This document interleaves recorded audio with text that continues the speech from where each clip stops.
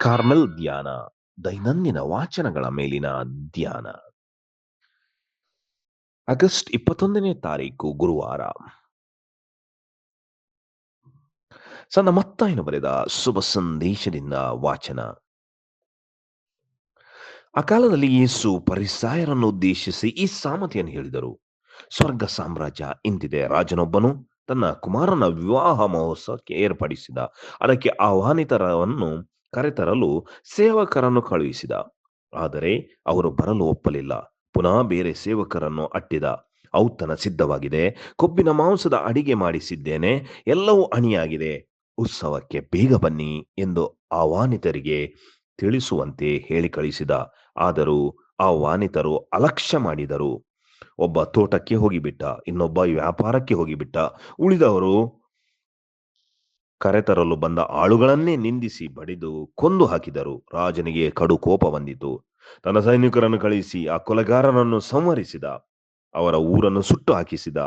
ಅನಂತರ ತನ್ನ ಸೇವಕರಿಗೆ, ವಿವಾಹ ಮಹೋತ್ಸವವನ್ನು ಸಿದ್ಧವಾಗಿದೆ, ಆಹ್ವಾನಿತರು ಅಯೋಗ್ಯರು, ನೀವು ಹೆದ್ದಾರಿಗಳಿಗೆ ಹೋಗಿ ಕಂಡವರನ್ನು ಉತ್ಸವಕ್ಕೆ ಕರೆಯಿರಿ ಎಂದು.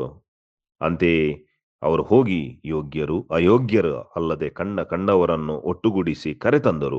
ವಿವಾಹ ಮಂಟಪ ಅತಿಥಿಗಳಿಂದ ತುಂಬಿ ಹೋಯಿತು. ಆಮೇಲೆ ರಾಜನು ಅತಿಥಿಗಳನ್ನು ನೋಡಲು ಬಂದ. ಅಲ್ಲಿ ವಿವಾಹಕ್ಕೆ ತಕ್ಕ ವಸ್ತ್ರಗಳನ್ನು ಧರಿಸದೆ ಬಂದಿದ್ದ ಒಬ್ಬನನ್ನು ಕಂಡು, ಏನಯ್ಯ, ಸಮಾರಂಭಕ್ಕೆ ತಕ್ಕ ಉಡುಪು ಇಲ್ಲದೆ ಒಳಗೆ ಹೇಗೆ ಬಂದೆ ಎಂದು ಅವನನ್ನು ಕೇಳಿದ. ಅದಕ್ಕೆ ಅವನು ಮೌನ ತಳೆದು, ಆಗ ರಾಜ ಪರಿಚಾರಕರನ್ನು, ಇವನನ್ನು ಕೈ ಕಟ್ಟಿ ಹೊರಗಿನ ಕತ್ತಲಿಗೆ ದಬ್ಬಿರಿ, ಅಲ್ಲಿರೋರೊಡನೆ ಹಲ್ಲು ಕಡಿದು ಗೋಳಾಡಲಿ ಎಂದು ಹೇಳಿದ. ಹೀಗೆ ಆಹ್ವಾನಿತರು ಅನೇಕರು, ಆರಿಸಲಾದವರು ಕೆಲವರು ಮಾತ್ರ. ಪ್ರಭುವಿನ ಶುಭ ಸಂದೇಶವಿದು. ಕ್ರಿಸ್ತರೇ ನಿಮಗೆ ಸ್ತುತಿಯಾಗಲಿ. ಕಾರ್ಮೆಲ್ ಧ್ಯಾನವನ್ನು ಆಲಿಸುವ ಪ್ರೀತಿಯ ಸಹೋದರ ಮತ್ತು ಸಹೋದರಿಯರೇ, ಇವತ್ತಿನ ಶುಭ ಸಂದೇಶದಲ್ಲಿ ಸ್ವರ್ಗ ಸಾಮ್ರಾಜ್ಯಕ್ಕೆ ಆಹ್ವಾನಿಸುವ ಸಾಮತೆಯನ್ನು ಓದಿದ್ದೇವೆ. ಸ್ವರ್ಗ ಸಾಮ್ರಾಜ್ಯದ ಆಹ್ವಾನ ಎಲ್ಲರಿಗೂ ಉಂಟು. ಆಹ್ವಾನ ಉಚಿತ. ಆಹ್ವಾನ ಒಂದು ಧರ್ಮಾರ್ಥ ಉಡುಗೊರೆ. ಆದರೆ ಆಹ್ವಾನ ಪರಿಪೂರ್ಣಗೊಳ್ಳುವುದು ಆ ಆಹ್ವಾನಕ್ಕೆ ಸ್ಪಂದನೆ ಮಾಡಿದಾಗ ಮಾತ್ರ. ನಮಗೆ ಯಾರೋ ಕರೆಯೋಲೆ ಅಂತ ಹೇಳ್ತೇವೆ, ಆಹ್ವಾನ ಪತ್ರಿಕೆ ಅಂತ ಹೇಳ್ತೇವೆ. ಆ ಕರೆಗೆ ನಾವು ಹೋಗೊಟ್ಟಾಗ ಮಾತ್ರ ಆ ಕರೆ ಸಂಪೂರ್ಣಗೊಳ್ಳುತ್ತದೆ. ಆದರೆ ಆ ಕರೆ ಬರುವುದು ನನ್ನಿಂದಲ್ಲ, ನನ್ನಿಂದ ಹೊರಗಿನಿಂದ. ಅಥವಾ ಆ ಕರೆ ಇನ್ನೊಬ್ಬನಿಂದ ನನಗೆ ಬರ್ತದೆ, ಆದರೆ ಹೋಗೊಡುವುದು ನಾನು, ಸ್ಪಂದನೆ ಮಾಡುವುದು ನಾನು. ಹಾಗೆ ಸ್ವರ್ಗ ಸಾಮ್ರಾಜ್ಯ ಅಥವಾ ವಿಶ್ವಾಸ ಎಂಬುದು ಒಂದು ಕರೆ. ಆ ಕರೆಗೆ ನಾವು ಹೋಗೊಡಬೇಕು. ಹೋಗೊಡುವುದಂದ್ರೆ ಏನು? ನಾನು ಅದನ್ನು ಹಾರಿಸಿಕೊಳ್ಳುವುದು. ಯಾವುದೇ ಒಂದು ಕರೆಯನ್ನು ಅಥವಾ ಯಾವುದೇ ಒಂದು ಉದ್ಯೋಗವನ್ನು, ಯಾವುದೇ ಒಂದು ವಿಷಯನ ಹಾರಿಸಿದಾಗ ಅದರದೇ ಆದ ಕರ್ತವ್ಯಗಳಿವೆ. ಇವತ್ತಿನ ಶುಭ ಸಂದೇಶ ಇಡೀ ಆಹ್ವಾನದ ಬಗ್ಗೆ ಮಾತನಾಡುತ್ತದೆ. ರಾಜ ಸೇವಕರನ್ನು ಆಹ್ವಾನಿಸುತ್ತಾನೆ. ಆ ಸೇವಕರನ್ನು ಕಳಿಸಿ ಆಹ್ವಾನಿತರನ್ನು ಆಹ್ವಾನಿಸಲು ಕಳಿಸುತ್ತಾನೆ. ಆದರೆ ಅವರು ಆ ಕರೆಗೆ ಹೋಗೊಡುವುದಿಲ್ಲ.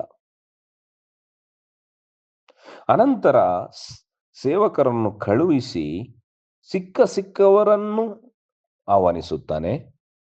ಆದರೆ ಆಹ್ವಾನಿತರು ಆಹ್ವಾನಕ್ಕೆ ಕರೆಯ ಹೋಗೊಟ್ಟು ಆ ಸಮಾರಂಭಕ್ಕೆ ಬರುತ್ತಾರೆ. ಆದರೆ ಅವರು ಹೋಗೊಟ್ಟ ಮೇಲೆ ಅದರ ಕರ್ತವ್ಯಗಳನ್ನು ಅವರು ನಿಭಾಯಿಸುವುದಿಲ್ಲ. ಅದಕ್ಕಾಗಿ ಆ ರಾಜ ಆಹ್ವಾನಕ್ಕೆ ಬಂದ ಆಹ್ವಾನಿತನಾದ ಒಬ್ಬ ವ್ಯಕ್ತಿಯಲ್ಲಿ ಕೇಳುತ್ತಾನೆ, ಸಮಾರಂಭಕ್ಕೆ ತಕ್ಕ ಉಡುಪುಗಳಿಲ್ಲದೆ ನೀನು ಹೇಗೆ ಒಳಗೆ ಬಂದೆ ಅಂತ. ಅನಂತರ ಆತನನ್ನು ಪರಿಚಾರಕರಿಂದ ಕೈಕಾಲುಗಳನ್ನು ಕಟ್ಟಿ ಕತ್ತಲೆಗೆ ದಬ್ಬಲಾಗುತ್ತದೆ. ನಮ್ಮ ವಿಶ್ವಾಸ ಒಂದು ದೇವರ ಧರ್ಮಾರ್ಥ ಉಡುಗೊರೆ.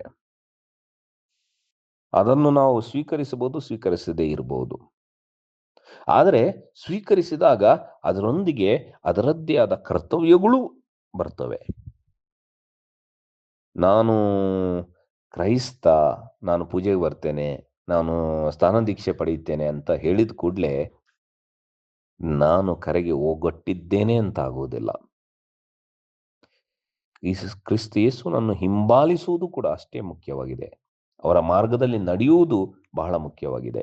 ಅದಕ್ಕಾಗಿ ನಮ್ಮ ಕರೆ ಸಂಪೂರ್ಣಗೊಳ್ಳುತ್ತದೆ ನಾವು ಹೋಗೊಟ್ಟಾಗ ಮಾತ್ರವಲ್ಲ, ಆ ಹೋಗೊಟ್ಟು ಆ ಕರೆಯನ್ನು ಜೀವಿಸಬೇಕು. Every call as mission. ಪ್ರತಿಯೊಂದು ಕರೆಗೆ ತನ್ನದೇ ಆದ ಒಂದು ಉದ್ದೇಶ ಮತ್ತು ಗುರಿ ಇದೆ. ಆ ಗುರಿಯನ್ನು ನಾವು ಮುಟ್ಟಬೇಕು.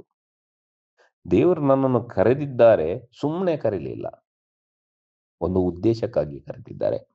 ಆ ಉದ್ದೇಶವನ್ನು ತಿಳಿಬೇಕು, ಆ ಉದ್ದೇಶದ ಪ್ರಕಾರ ಜೀವಿಸಬೇಕು.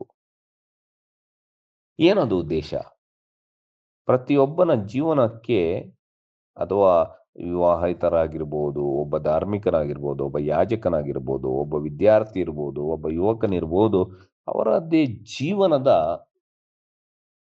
ಒಂದು ಶೈಲಿ, ಮೌಲ್ಯಗಳಂತಿದೆ.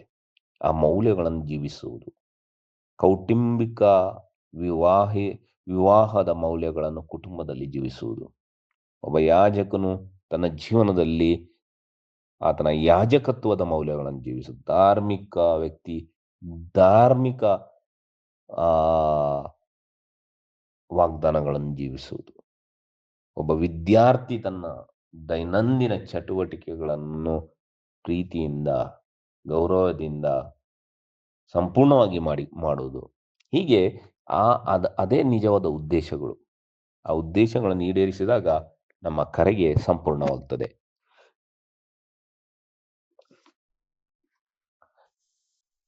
ಪ್ರಿಯರೇ, ಕಾರ್ಮೆಲ್ ಧ್ಯಾನ, ದೈನಂದಿನ ವಾಚನಗಳ ಮೇಲಿನ ಧ್ಯಾನ. ಈ ಧ್ಯಾನ ನಿಮಗೆ ಮೂಡಿ ಬಂದಿದೆ. ಕಾರ್ಮೆಲ್ ಧ್ಯಾನ ಈ ಕಾರ್ಯಕ್ರಮದ ಮೂಲಕ ನಿಮಗೆಲ್ಲರಿಗೂ ವಂದನೆಗಳು. ಆಮೇನ್. ಪವಿತ್ರ ಬಾಲ ಯೇಸುವಿಗೆ ನವೇನ ಪ್ರಾರ್ಥನಾ ವಿಧಿ. ಮಕ್ಕಳೊಂದಿಗೆ ಸದಾ ಜೀವಿಸುವುದೇ ನನ್ನ ಸಂತೋಷ ಎನ್ನುತ್ತಾರೆ ಯೇಸು. ಮಕ್ಕಳನ್ನು ತಡೆಯದಿರಿ, ಅವು ನನ್ನೆಡೆಗೆ ಬರಲಿ. ಅವರು ಸ್ವರ್ಗದ ಹಕ್ಕುದಾರರಾಗಿದ್ದಾರೆ. ಯಾವ ಮಾನವನು ಈ ಚಿಕ್ಕ ಮಕ್ಕಳಂತೆ ಜೀವಿಸನೋ ಅವನು ನನ್ನ ರಾಜ್ಯವನ್ನು ಪ್ರವೇಶಿಸಲಾರ. ಪವಿತ್ರ ಬೈಬಲ್ನಲ್ಲಿನ ಯೇಸು ಪ್ರಭುವಿನ ವಾಕ್ಯಗಳು ಇವು. ಬಾಲ ಯೇಸುವು ಮಕ್ಕಳಿಂದಿಡಿದು ಸರ್ವರಲ್ಲಿಯೂ ಒಗ್ಗೂಡಿ ಪ್ರತಿಯೊಬ್ಬನ ಆಗು ಹೋಗು ಅಪೇಕ್ಷೆಗಳಲ್ಲಿ, ಕಷ್ಟ ಸಂಕಷ್ಟ, ರೋಗ ರುಜಿನಗಳಲ್ಲಿ ತನ್ನ ಕೃಪಾಳು ಕೊಡುಗೆಗಳನ್ನು ನೀಡಿರುವರು. ಪರಿಶುದ್ಧ ಸೃಷ್ಟಿಯಾದ ಮುಗ್ಧ ಬಾಲಕನ ರೂಪದಲ್ಲಿ ಜನಿಸಿ ಜಗತ್ತಿಗೆ ಬಂದ ಯೇಸು ಮಾನವನಿಗೆ ಹೇಳುತ್ತಾರೆ, ನನ್ನನ್ನು ಎಷ್ಟು ನೀನು ಗೌರವಿಸುತ್ತೀಯೋ ಅದಕ್ಕೂ ಮಿಗಿಲಾಗಿ ನಾನು ನಿನ್ನನ್ನು ಆಶೀರ್ವದಿಸುವೆನು. ಸ್ವ ಅರ್ಪಣೆ. ಪ್ರಿಯ ಬಾಲ ಯೇಸುವೆ, ನಾನು ನಿಮ್ಮನ್ನು ಆರಾಧಿಸುತ್ತೇನೆ. ನನ್ನ ಮೇಲಿನ ಪ್ರೀತಿಯ ಸಲುವಾಗಿ ಒಂದು ಮಗುವಾಗಿ ಜನಿಸಿದಿರಿ. ನಿಮ್ಮನ್ನು ಸ್ತುತಿಸುತ್ತೇನೆ. ನಿಮ್ಮ ಪವಿತ್ರ ರಹಸ್ಯಗಳನ್ನು ಸನ್ಮಾನಿಸುತ್ತೇನೆ. ನಿಮ್ಮ ಪ್ರೀತಿಗೆ ಬದಲಾಗಿ ನಾನು ನನ್ನನ್ನೇ ಸಂಪೂರ್ಣವಾಗಿ ನಿಮಗೆ ಅರ್ಪಿಸುತ್ತೇನೆ. ನಿಮ್ಮ ಪವಿತ್ರ ಬಾಲ್ಯದ ಸದ್ಗುಣಗಳನ್ನು ನನಗೂ ದಯಪಾಲಿಸಬೇಕೆಂದು ವಿನಂತಿಸುತ್ತೇನೆ. ಪ್ರಿಯ ಯೇಸುವೆ, ದೀನತೆ ಎಂಬ ನಿಮ್ಮ ದ್ರವ್ಯವನ್ನು, ಪ್ರೀತಿ ಎಂಬ ಮಾಧುರ್ಯವನ್ನು ನನಗೆ ದಯಪಾಲಿಸಿರಿ. ನಿಮ್ಮ ವಿನಯ ಹಾಗೂ ಸರಳ ಸ್ವಭಾವವನ್ನು ನಾನು ಅನುಕರಿಸುವಂತೆ ಮಾಡಿರಿ. ನಿಮ್ಮನ್ನು ಪ್ರೀತಿಯಿಂದ ಅನುಕರಿಸಿ ನಿಮ್ಮ ಮಹೋನ್ನತ ಸನ್ನಿಧಿಯನ್ನು ಸೇರುವಂತೆ ಮಾಡಿರಿ. ಆಮೆನ್. ಪ್ರಾರಂಭದ ಪ್ರಾರ್ಥನೆ. ಯೇಸುವೆ, ಕೇಳಿರಿ ಕೊಡಲಾಗುವುದು, ಹುಡುಕಿರಿ ಸಿಕ್ಕುವುದು, ತಟ್ಟಿರಿ ತೆರೆಯಲಾಗುವುದು ಎಂದು ಹೇಳಿದ್ದೀರಿ. ನಿಮ್ಮ ಮಾತೆ ಪರಿಶುದ್ಧ ಮರಿಯಮ್ಮನವರ ಮುಖಾಂತರ ನನಗೆ ಈ ವರವನ್ನು ದಯಪಾಲಿಸಬೇಕೆಂದು ವಿನಯದಿಂದ ಕೇಳುತ್ತಾ, ಹುಡುಕುತ್ತಾ, ತಟ್ಟುತ್ತಾ ತಮ್ಮಲ್ಲಿಗೆ ಬಂದಿರುತ್ತೇನೆ. ಏಸುವೆ, ನನ್ನ ಹೆಸರಿನಲ್ಲಿ ನೀವು ಏನನ್ನೂ ಕೇಳಿದರೂ ನನ್ನ ತಂದೆಯು ಅದನ್ನು ದಯಪಾಲಿಸುವರು ಎಂದು ಹೇಳಿದ ಕರ್ತರು ನೀವೇ. ನಮ್ಮ ಮಾತೆ ಪರಿಶುದ್ಧ ಮರಿಯಮ್ಮನವರ ಮುಖಾಂತರ ನನ್ನ ಕೋರಿಕೆಯನ್ನು ನಿಮ್ಮ ತಂದೆಯಾದ ದೇವರಿಗೆ ಒಪ್ಪಿಸುವಂತೆ ವಿನಯದಿಂದ ಬೇಡಿಕೊಳ್ಳುತ್ತೇನೆ. ಏಸುವೆ, ಭೂಮಿ ಆಕಾಶವು ಅಳಿದು ಹೋಗುವುದು, ಆದರೆ ನನ್ನ ವಾಕ್ಯವು ಅಳಿಯಲಾರದು ಎಂದು ನುಡಿದ ಪ್ರಭುವೆ, ನಿಮ್ಮ ಮಾತೆ ಮರಿಯಮ್ಮನವರ ಬಿನ್ನಹಗಳಿಂದ ನನ್ನ ಪ್ರಾರ್ಥನೆ ಈಡೇರುವುದೆಂದು ದೃಢವಾಗಿ ನಂಬುತ್ತೇನೆ. ಪ್ರಾರ್ಥಿಸೋಣ. ಓ ಪವಿತ್ರ ಬಾಲ ಯೇಸುವೆ, ತಾವು ತಮ್ಮ ಕೈಯನ್ನು ಆಶೀರ್ವದಿಸಲು ಎತ್ತಿರುವಲ್ಲಿ ತಮ್ಮ ಆಶೀರ್ವಾದದ ಬಲವು ನಮ್ಮ ಶರೀರವನ್ನು ಆತ್ಮೀಯ ಶಕ್ತಿಯಿಂದ ಪುಷ್ಟೀಕರಿಸಲಿ. ಅಪಾರ ವಿಶ್ವಾಸವಿಟ್ಟು ತಮ್ಮಲ್ಲಿ ಬಂದಿರುವ ನಮ್ಮ ಪ್ರಾರ್ಥನೆಯನ್ನಾಲಿಸಿ ನಮ್ಮಲ್ಲಿ ತಮ್ಮ ಕರುಣಾಮಯ ಕೃಪಾವರಗಳನ್ನು ದಯಪಾಲಿಸಿರಿ. ಆಮೇನ್. ಸ್ವರ್ಗದಲ್ಲಿರುವ ನಮ್ಮ ತಂದೆಯೇ, ನಿಮ್ಮ ನಾಮ ಪೂಜಿತವಾಗಲಿ, ನಿಮ್ಮ ರಾಜ್ಯ ಬರಲಿ, ನಿಮ್ಮ ಚಿತ್ತ ಸ್ವರ್ಗದಲ್ಲಿ ನೆರವೇರುವ ಪ್ರಕಾರ ಭುವಿಯಲ್ಲಿಯೂ ನೆರವೇರಲಿ. ನಮ್ಮ ಅನುದಿನದ ಆಹಾರವನ್ನು ಇಂದು ನಮಗೆ ನೀಡಿರಿ. ನಮಗೆ ತಪ್ಪು ಮಾಡಿದವರನ್ನು ನಾವು ಕ್ಷಮಿಸುವ ಪ್ರಕಾರ ನಮ್ಮ ಪಾಪಗಳನ್ನು ಕ್ಷಮಿಸಿರಿ. ನಮ್ಮನ್ನು ಶೋಧನೆಗೆ ಒಳಪಡಿಸದೆ ಕೇಡಿನಿಂದ ನಮ್ಮನ್ನು ರಕ್ಷಿಸಿರಿ. ದೇವಪುತ್ರರು ಮನುಷ್ಯರಾದರು, ಅವರು ನಮ್ಮೊಡನೆ ಜೀವಿಸಿದರು. ನಮೋ ಮರಿಯ, ಕೃಪಾಪೂರ್ಣೆಯೇ, ಪ್ರಭು ನಿಮ್ಮೊಡನೆ ಇದ್ದಾರೆ. ಸ್ತ್ರೀಯರಲ್ಲಿ ನೀವು ಧನ್ಯರು, ಮತ್ತು ನಿಮ್ಮ ಉದರದ ಫಲವಾದ ಯೇಸುವೂ ಧನ್ಯರು. ಸಂತ ಮರಿಯ, ದೇವಮಾತೆಯೇ, ಪಾಪಿಗಳಾಗಿರುವ ನಮಗಾಗಿ ಈಗಲೂ ನಮ್ಮ ಮರಣದ ಸಮಯದಲ್ಲೂ ಪ್ರಾರ್ಥಿಸಿರಿ. ಆಮೇನ್. ದೇವಪುತ್ರರು ಮನುಷ್ಯರಾದರು, ಅವರು ನಮ್ಮೊಡನೆ ಜೀವಿಸಿದರು. ಪಿತನಿಗೂ ಸುತನಿಗೂ ಪವಿತ್ರಾತ್ಮರಿಗೂ ಮಹಿಮೆಯಾಗಲಿ, ಆದಿಯಲ್ಲಿದ್ದ ಹಾಗೆಯೇ ಈಗಲೂ ಯಾವಾಗಲೂ ಯುಗಯುಗಾಂತರಕ್ಕೂ. ಆಮೇನ್. ಅದ್ಭುತ ಶಾಲೆಯಾದ ಬಾಲ ಯೇಸುವೆ, ನಮ್ಮ ಪ್ರಾರ್ಥನೆಯನ್ನಾಲಿಸಿ ನಮ್ಮನ್ನು ಆಶೀರ್ವದಿಸಿರಿ. ಅದ್ಭುತ ಶಾಲೆಯಾದ ಬಾಲ ಯೇಸುವೆ, ನಮ್ಮ ಪ್ರಾರ್ಥನೆಯನ್ನಾಲಿಸಿ ನಮ್ಮನ್ನು ಆಶೀರ್ವದಿಸಿರಿ. ಅದ್ಭುತ ಶಾಲೆಯಾದ ಬಾಲ ಯೇಸುವೆ, ನಮ್ಮ ಪ್ರಾರ್ಥನೆಯನ್ನಾಲಿಸಿ ನಮ್ಮನ್ನು ಆಶೀರ್ವದಿಸಿರಿ.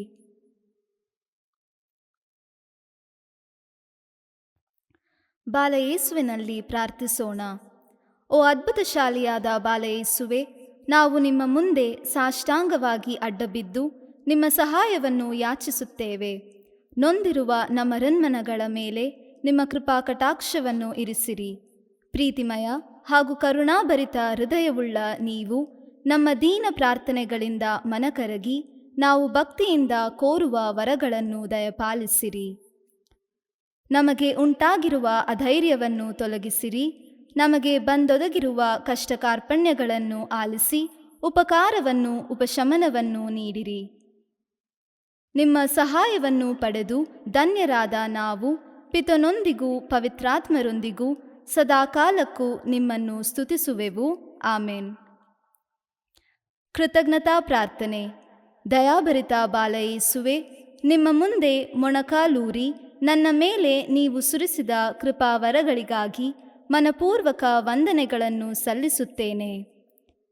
ನಿಮ್ಮ ಕರುಣೆಯನ್ನು ಯಾವಾಗಲೂ ಸ್ಮರಿಸಿಕೊಂಡು, ನೀವೇ ನನ್ನ ದೇವರು, ನೀವೇ ನನ್ನ ಸಹಾಯಕರು, ನೀವೇ ನನ್ನ ಆಶ್ರಯದಾತರು ಎಂದು ನಿವೇದಿಸುತ್ತೇನೆ. ನಿಮ್ಮ ದಯೆ ಧಾರಾಳತ್ವವನ್ನು ಎಲ್ಲೆಲ್ಲೂ ಸಾರುತ್ತೇನೆ. ನಿಮ್ಮ ಅಪಾರ ಪ್ರೀತಿ ಪರಾಮರಿಕೆ ಸರ್ವರಿಗೂ ಲಭಿಸಲಿ. ನಿಮ್ಮ ಬಾಲ್ಯದ ಭಕ್ತಿ ಮಾನವ ಕೋಟಿಯ ರನ್ಮನಗಳಲ್ಲಿ, ಸರ್ವಧರ್ಮೀಯರಲ್ಲಿ, ಪ್ರತಿ ಮಾನವನ ಹೃದಯದಲ್ಲಿ ಆಳವಾಗಿ ಬೇರೂರಲಿ.